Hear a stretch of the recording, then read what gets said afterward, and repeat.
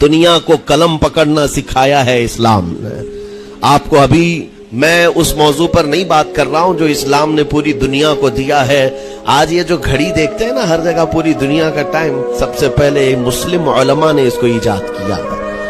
دنیا کو ٹائم دیکھنے کا طریقہ اسلام نے سکھایا ہے.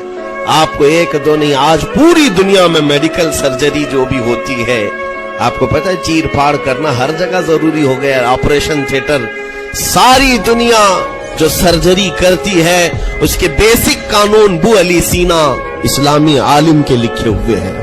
آج بھی امریکہ کی یونیورسٹی میں یہ کتاب داخل ہے، کیلیفورنیا میں. اس اسلامی علماء نے جو پوری دنیا کو دیا ہے وہ ایک الگ ٹاپک ہے. وہ اس کی ترقی اور عروج کا وقت تھا اسپین میں. کیمسٹری میں سب سے پہلے ایجاد کرنے والے علماء موجود ہیں، جابر بن حیان ہیں، جو الجبرا پوری دنیا کو دیا ہے. آج ہر یونیورسٹی، ہر کالج میں الجبرا کا سبجیکٹ ہوتا ہے. کس نے لکھا ہے؟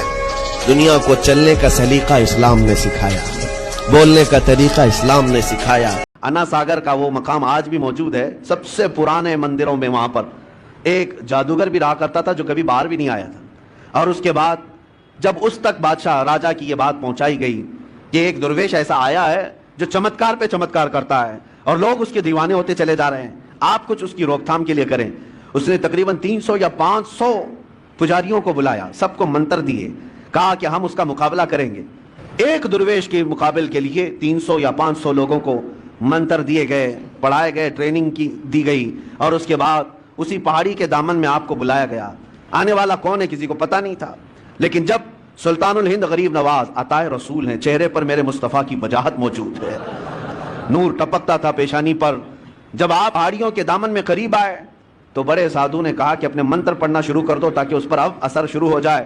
عجیب حالت ہے کہ ہم نے تاریخ میں دیکھا کہ وہ 300 کے 300 دوڑتے ہوئے گئے، لا الہ الا اللہ، لا الہ الا اللہ، لا الہ الا اللہ، یہ کرتے ہوئے. اس کے بعد سرکار غریب نواز رضی اللہ تعالیٰ عنہ کے قدموں میں وہ گرے. آپ نے سب کو اٹھایا، وہ مریدین کے حلقے میں شامل ہوئے.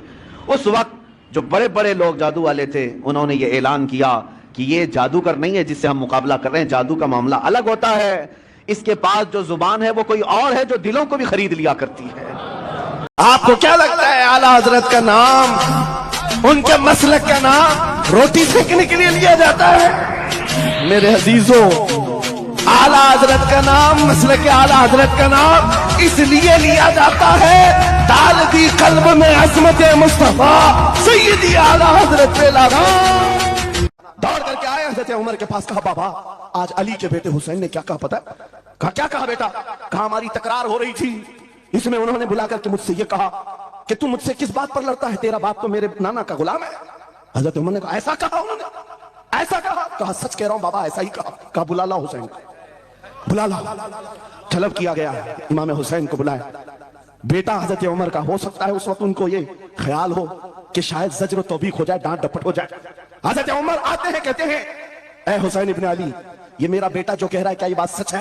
کیا آپ نے اس کو ایسا کہا کہ تیرا باپ میرے نانا کا غلام ہے؟ امام حسین نے کہا ہاں سچ بولتا ہوں. ہاں میں نے کہا. کہا کہہ کے بتاؤ کیسے کہا، کہہ کے بتاؤ کیسے کہا؟ کہا میں نے ان سے کہا تیرا باپ میرے نانا کا غلام. حضرت عمر نے کہا اور ایک بار کہو. پھر کہا اور ایک بار کہو. اس کے بعد عمر ابن خطاب کی آنکھوں سے آنسو نکلے. کہا اپنے بیٹے کو کیا بہترین تکرار کر کے آیا ہے کہ حسین یہاں گواہی دے رہے ہیں، کل قیامت کے دن یہ اتنا کہہ دے میری زندگی وصول ہے.